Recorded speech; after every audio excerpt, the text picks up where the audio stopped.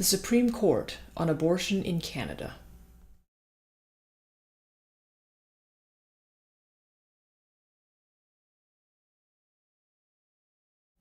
No. Abortion was illegal in Canada until 1969 under Section 251 of the Criminal Code. A doctor could receive up to a life sentence for performing the procedure, and a woman up to 2 years.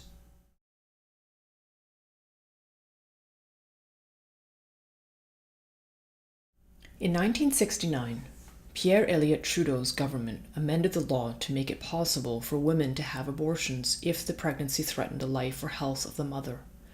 A committee of doctors would determine whether a woman qualified for an abortion under these terms. This law can still be found in Canada's Criminal Code under Section 287.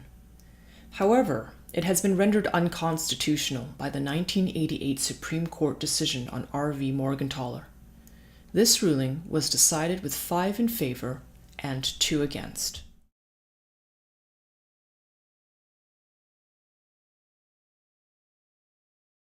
The Supreme Court decided that the abortion law was unconstitutional because it conflicted with Section 7 of the Charter of Rights and Freedoms, which states, "Everyone has a right to life, liberty, and security of the person, and the right not to be deprived thereof except in accordance with the principles of fundamental justice."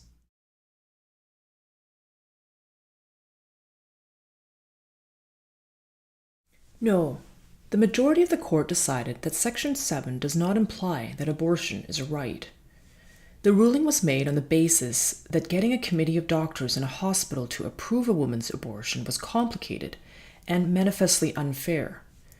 The court deemed that any delays as a result of this law would put a woman's health and security at risk and not in accordance with fundamental justice.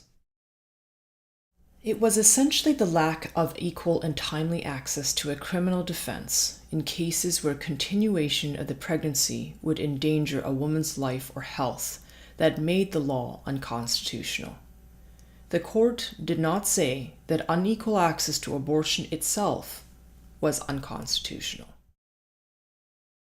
The court did not say there was an inherent right to abortion under the Charter. Rather, it said the system regulating access to abortions, particularly the hospital review committees that were meant to approve abortion requests, had so many barriers and operated so poorly that it was manifestly unfair. As a result, the abortion law was struck down. The Supreme Court decision struck down the only existing law on abortion in Canada, creating a vacuum. They left it up to Parliament to strike the balance between the state's interest to protect a fetus's right to life and a woman's right to liberty. The Supreme Court judges were unanimous in declaring that the state has an interest in protecting the life of the unborn.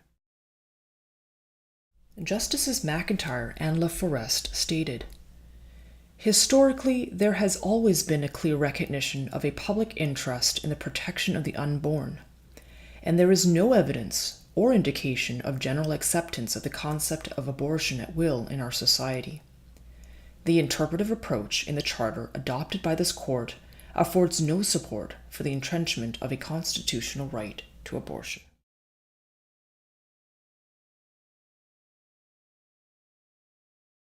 Here are the 3 most common misconceptions about the 1988 Morgentaler decision.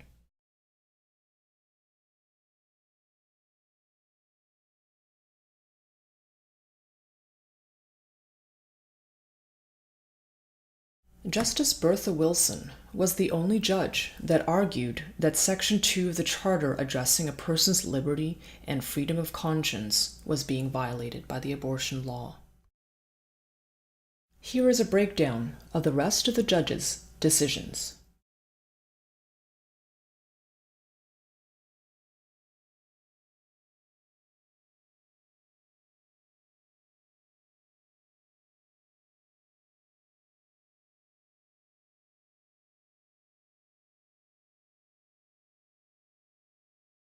Constituents from Cypress Hills grasslands have been asking whether or not the right of a woman to abort was actually decided at the Supreme Court. Despite the fact that the Supreme Court never decided that abortion is a constitutional right, the Liberal government denied 1,559 Canadians their right in 2018 for Canada Summer Job Funding because they refused to check off the box attesting to pro-choice values on their application.